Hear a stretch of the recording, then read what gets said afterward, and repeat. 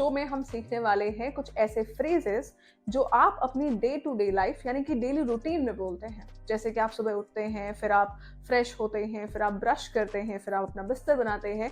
इन सारी चीज़ों को हम इंग्लिश में कैसे बोलेंगे, ये हम आज के इस एक शो में सीखने वाले हैं। सो मेक श्योर आप स्टार्टिंग से लेके एंड तक पूरा शो देखिएगा, जो कि बहुत ही 2 से 3 मिनट का होने वाला है। सबसे पहला, जब हम सो के उठते हैं सुबह, देखिए 2 चीजें होती हैं। एक होती है सुबह जब हम उठते हैं हमारी आंख खुलना, और एक चीज होती है बिस्तर से उठना। तो इसके लिए 2 अलग अलग चीजें हैं, ध्यान से सुनिएगा। पहला, जैसे कि यहाँ पे लिखा हुआ है जागना, हम जागते हैं और जागते हमारी आंख खुल गई ना, मतलब हम जाग गए। इसको हम बोलते हैं वेक अप।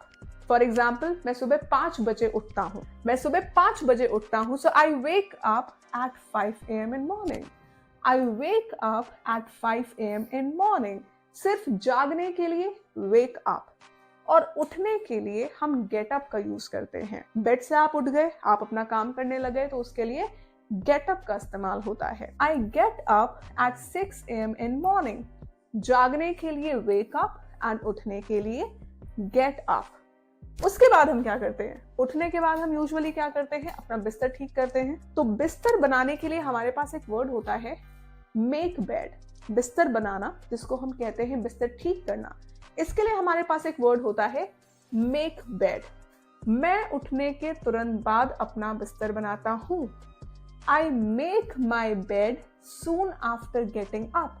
मैं उठने के तुरंत बाद अपना बिस्तर बनाता हूं। I make my bed soon after getting up. फिर मैं गुनगुना नींबू पानी पीता हूं।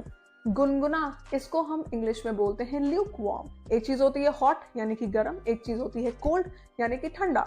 गुनगुने को हम कहते हैं lukewarm. Then I have lukewarm lemon water. Have हम खाने या पीने को बोल सकते हैं।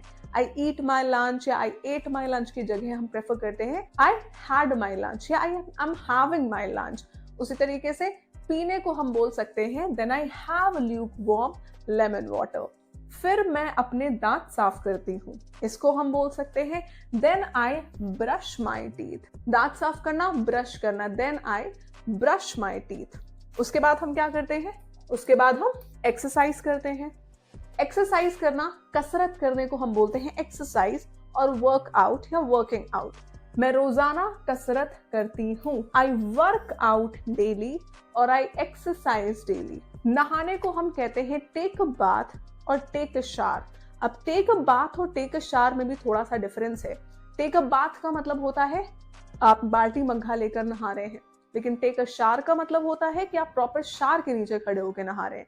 तो जब तक आप शावर के नीचे नहीं नहा रहे हैं, आप टेक अ शावर मत बोलिए, आप टेक अ बाथ बोलिए। कसरत करने के 30 मिनट बाद मैं नहाती हूँ।